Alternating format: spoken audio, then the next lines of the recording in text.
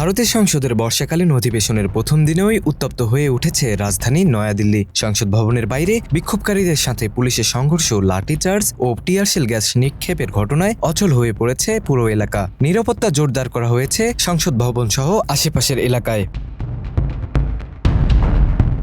সোমবার সকাল থেকেই রাজধানীর যন্ত্রমন্ত্রে জড়ো হতে থাকে শিক্ষার্থী, তরুণ-তরুণী এবং বিভিন্ন শ্রেণী পেশার মানুষ। সেখান থেকে তারা সংসদ ভবনের উদ্দেশ্যে মিছিল নিয়ে অগ্রসর হন। সে সময় পুলিশ শিক্ষার্থী ও সাধারণ বিক্ষোভকারীদের উপর ব্যাপক চড়াও হয় এবং অনেকেই গুরুতর আহত হন। বিক্ষোভকারীরা শিক্ষা ব্যবস্থার অনিয়মের অভিযোগ তুলে জবাবদিহিতা নিশ্চিত করা এবং কেন্দ্রীয় শিক্ষামন্ত্রী ধর্মেন্দ্র প্রধানের পদত্যাগের দাবি জানান। পুলিশ সংসদ ভবনের নিরাপত্তা বলয় অতিক্রম করতে না দেয়ায় পরিস্থিতি অতি দ্রুতই উত্তপ্ত হয়ে ওঠে। এক পর্যায়ে কিছু বিক্ষোভকারী ব্যারিকেড অতিক্রম করার চেষ্টা করলে পুলিশ সেখানে লাঠিচার্জ শুরু করেন এবং টিয়ারশেল গ্যাস ছোড়েন। এ সময় কয়েকজনকে আটক করার খবরও পাওয়া যায়।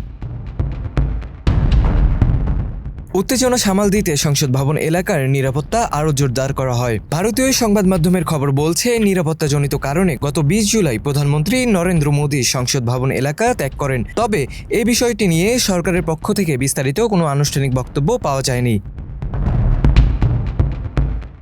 নিরাপত্তার স্বার্থে মধ্য দিল্লির কয়েকটি এলাকায় যান চলাচলে বিধিনিষেধ আরোপ করা হয়। এছাড়াও কয়েকটি মেট্রো স্টেশনের পথ সাময়িকভাবে বন্ধ রাখা হয়। সেই কারণে স্বাভাবিক যান চলাচল অনেকটাই বন্ধ ছিল বলে জানান ভুক্তভোগীরা। বিক্ষোভকারীদের দাবি, বিভিন্ন ভর্তি পরীক্ষা ও নিয়োগ পরীক্ষায় অনিয়ম এবং প্রশ্ন ফাঁসের অভিযোগে ক্ষতিগ্রস্ত শিক্ষার্থীদের জন্য ন্যায় বিচার নিশ্চিত করতে হবে। তারা আরও জানান, শিক্ষা ব্যবস্থার স্বচ্ছতা ও জবাবদিহিতা প্রতিষ্ঠার লক্ষ্যে কার্যকর সংস্কার গ্রহণ করতে হবে। ভারতের শিক্ষা ব্যবস্থা নিয়ে চলমান অসন্তোষ নতুন করে রাজনৈতিক ও সামাজিক আলোচনার জন্ম দিয়েছে। এই বিক্ষোভের প্রভাব সংসদের অধিবেশন এবং রাজধানীর স্বাভাবিক জনজীবনেও পড়েছে। শিক্ষা ব্যবস্থার পরিবর্তন নিয়ে শুরু হওয়া এই আন্দোলন কোথায় গিয়ে গড়ায় তাই এখন দেখবার বিষয়। মুশফিকুর রহমান, মানব কণ্ঠ।